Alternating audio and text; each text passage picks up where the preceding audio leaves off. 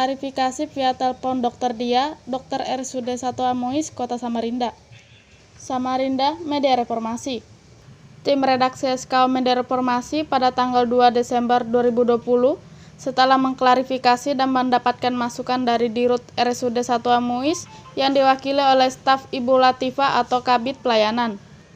Lalu tim redaksi mengklarifikasi dokter yang menangani pasien Sopianur atau almarhum yang bernama Dr. Dia atau Dr. RSUD 1 Amuis, Kota Samarinda.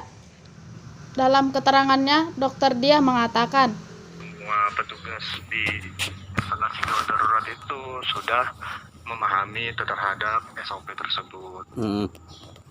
Pasien-pasien dengan ciri khas COVID itu harusnya di dalam triase COVID. Iya. Kebetulan kami di situ ada 2 dokter yang jaga di instalasi gawat darurat itu. Satu dokter di triase COVID, satu di dokter di instalasi gawat daruratnya murni tanpa pasien COVID. Nah, kebetulan saya di instalasi gawat darurat murni non-COVID. Non-COVID. Pasien itu kalau tidak salah datang jam 11 dengan penurunan kesadaran. Pemeriksaan triase COVID dia lolos dari pengakuan keluarga karena kita bisa melakukan aloanamnesa. Aloanamnesa itu adalah anamnesa atau pertanyaan yang ditujukan kepada pasien karena pasien mengalami gangguan bicara. Ciri-ciri kita bisa menaruh pasien itu di ruang triase COVID adalah dari tanda-tanda fisik seperti saturasi, respirasi. Nah, jika ada dari situ kegawatan COVID, maka kita taruh di kegawatan COVID. Sebetulnya Dokter Indah di situ kan yang menerima awal itu harusnya Dokter Indah. Nah, Dokter Indah itu sudah tepat melakukan triase. Kemudian masuklah pasien ini lolos terhadap triase COVID. Dia dengan penurunan kesadaran. Kita curiganya terhadap stroke pasien ini. Tidak ada mengarah ke COVID karena gejala klinisnya tidak ada mengarah ke COVID. Walaupun kita tahu COVID itu adalah penyakit dengan 1000 wajah. Tapi gejala khasnya adalah dengan saturasi menurun, desaturasi. Nah, kemudian saya lakukan pemeriksaan fisik, saya lakukan aloanamnesa terhadap pasien dan keluarga pasien. Setelah saya advis perawat untuk melakukan pemasangan infus dan pemeriksaan lab, pasien tiba-tiba henti jantung dan henti napas. Respon cepat kita sebagai petugas medis di instalasi darurat adalah melakukan penyelamatan nyawa terhadap pasien.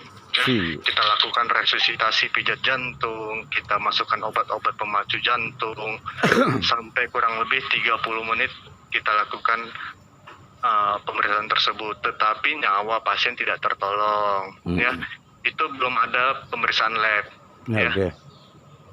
Nah, setelah pasien kita nyatakan meninggal kurang lebih 20 menit, ya, kemudian pasien sudah mengurus kepulangan, mengurus jenazah, kemudian surat itu hasil lab keluar dan menyatakan hasil rapidnya reaktif. Sontak kita terkejut. SOP kita kalau pasien-pasien dengan rapid reaktif atau mengarah ke COVID itu dengan sesuai dengan protokol COVID, ya.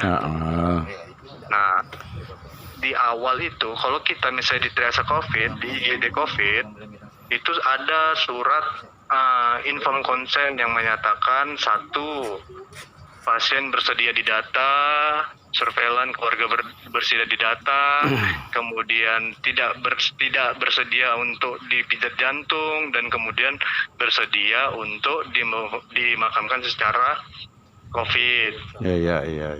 Nah, itu kalau di IGD COVID. Tapi kejadiannya ini pasiennya lepas dari IGD COVID karena pasien keburu meninggal dan itu adalah keadaan yang kondisi life threatening, sangat mengancam nyawa. Iya. Ya, kita sebagai petugas medis tidak akan membiarkan seperti itu kecuali triasenya dia nyangkut di triase COVID. Tapi karena dia berhubung masuk di IGD umum, Kita langsung melakukan penyelamatan itu tanpa ada hasil lab. Itu karena triasenya sudah lewat, karena kita yakin ini triase sudah lewat. Nah ternyata hasil labnya udah keluar seperti itu tadi. Hasil rapidnya reaktif.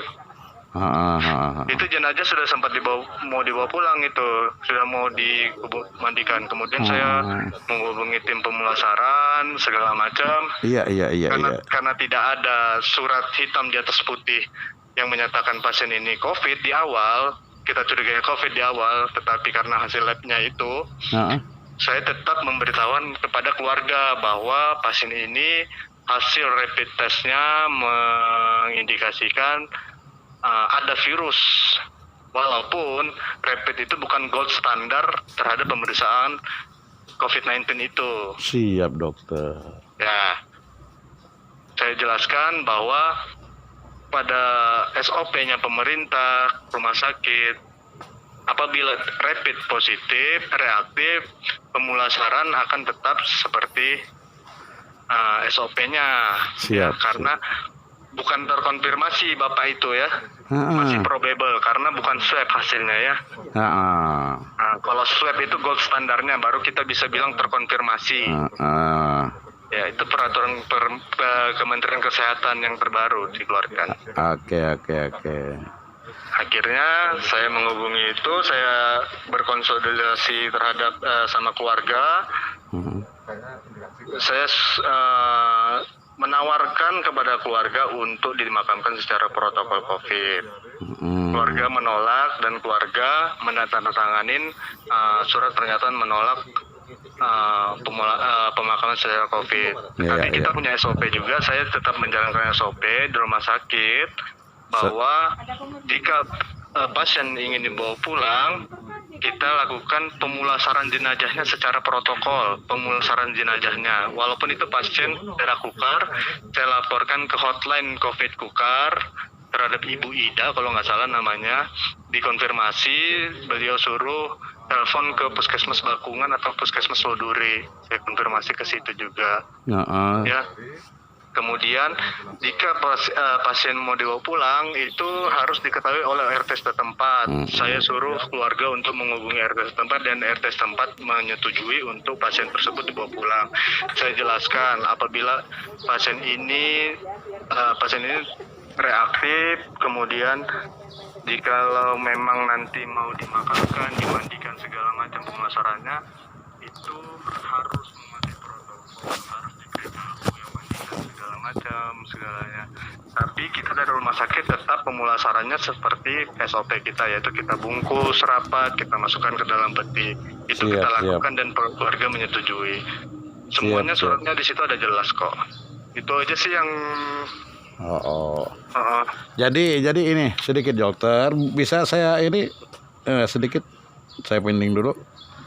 Jadi begini dokter, saya mau coba tanya dulu dari ini, karena kita kan namanya kita orang awam ya dok, izin saya dokter. Nah otomatis kalau bahasa medis nih kadang-kadang ngerti gitu dok, cuma sedikit-sedikit nyambung lah. Pokoknya yang penting tuh pasien tuh orang sakit kan gitu dok. Cuman Reporter SKO Media Reformasi, Hamziana Putri dari Kota Samarinda melaporkan. Jangan lupa like, komen, dan subscribe di channel kita ya.